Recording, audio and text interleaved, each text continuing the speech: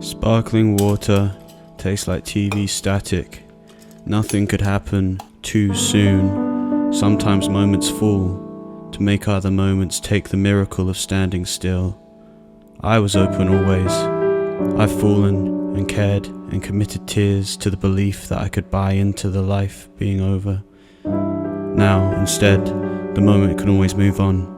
Forgotten words work well in the mind of the man who cannot tell who he is, who it is, who he loved, who it is, who he's wronged. The words slip and trip and organise a shape that looks like a rock from Wales. My mind should hold the kid to higher regard. The kid did good. He didn't know what he was in for, and still he committed. Play about in the sand, why don't you?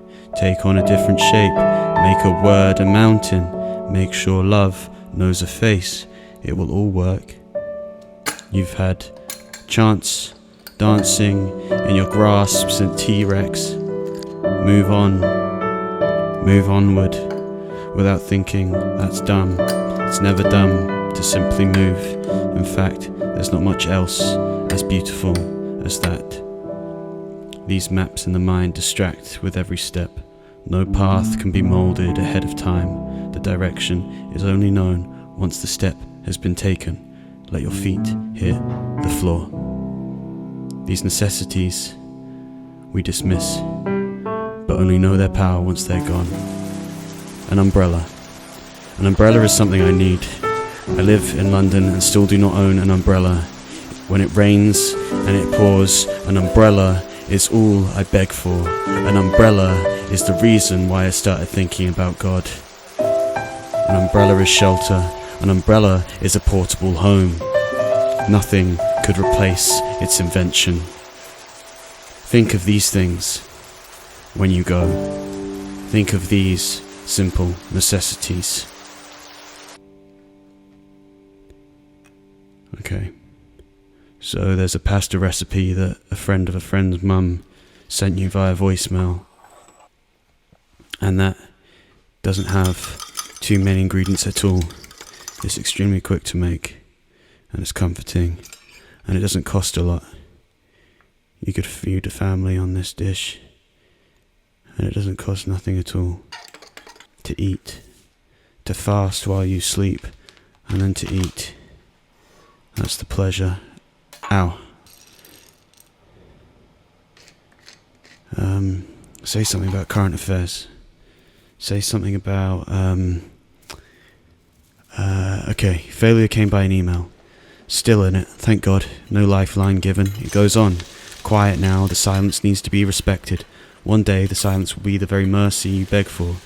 To be grateful that it lasts. Stay here, please. It's the better part of you. You're easier to love here. In work, in passion, with passion at work, it can finally live with you. Don't forget this piece.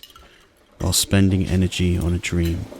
So the going gets tough. Finally, reason to go for it. I can buy in. I can build. I can be the best and be grateful for the things that never happened. A dream will kill you in its certainty. I'm willing. I'm all in, honestly. I used to say before going to bed when I was 13, Dear God, please no dreams or nightmares. Amen. As if the dreams and nightmares were too terrifying, that the experience of nothing was better than the experience of something that haunted you. Because the idea I couldn't deal with was the thing that was terrorizing me, was the ideas that I generated for myself. And who do you blame when the enemy is you?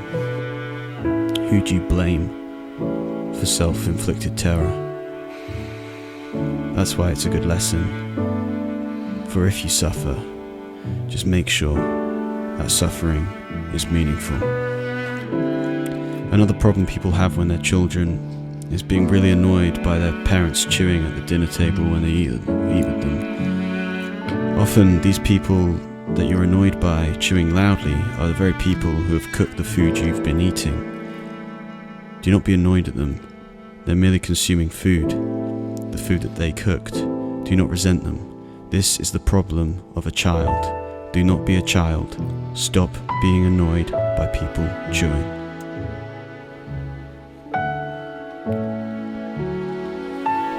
Silence could be the only thing you beg for when suffering with something like tinnitus. It could be the only thing that you think of that can grant you peace. But then on the other hand, silence could be someone's hell. Silence could have developed after the passing of a friend. They yearn for a foundation which is no longer there. The walls that used to hold them up have completely gone. Take silence with respect. Eye contact.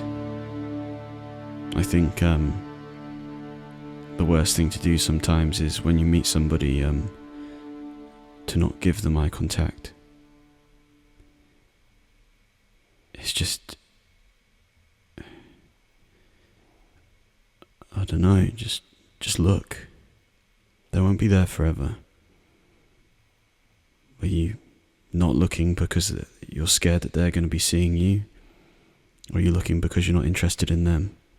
You should be interested in them. People who are interested become interesting people. You should look. You should observe. Only when you look and observe do we ever learn. But still, I know nothing. I'm willing, and I'm all in, honestly. I can sense that the suffering is finally becoming meaningful. I have to know, no qualms. I move on, I can escape, I can be something better than a definitive. I can be a mess that is controlled by the sovereignty within, a mess that knows its evolving shape. As long as I suffer for what is actually there, then I'm fine. To suffer for missing out on fantasy is something to never do again. Why are you crying? The chaperone used to say. Don't worry, David. Today I don't cry. Today I don't even interact with a delusion of what never even saw me. Today I heard the kid next door shout out to his dad. He went, "Dad, there's a cherry in the ground. There's cherries growing from the ground. There must be a cherry tree that's rooted underground." And the dad just went, "Yeah, that's cool, son." But he didn't bother to dismantle that as a falsehood, because cherry trees don't grow in South London, but instead you allow somebody their moment of joy, even if their truths are false. I want to read you the end of a book I finished today. I say this for the risk that we may become bad. O young children, O dear friends, do not be afraid of life. How good is life when one does some good and upright thing. I say this for the risk that we may become bad. O young children, O dear friends, do not be afraid of life. How good is life when one does some good and upright thing.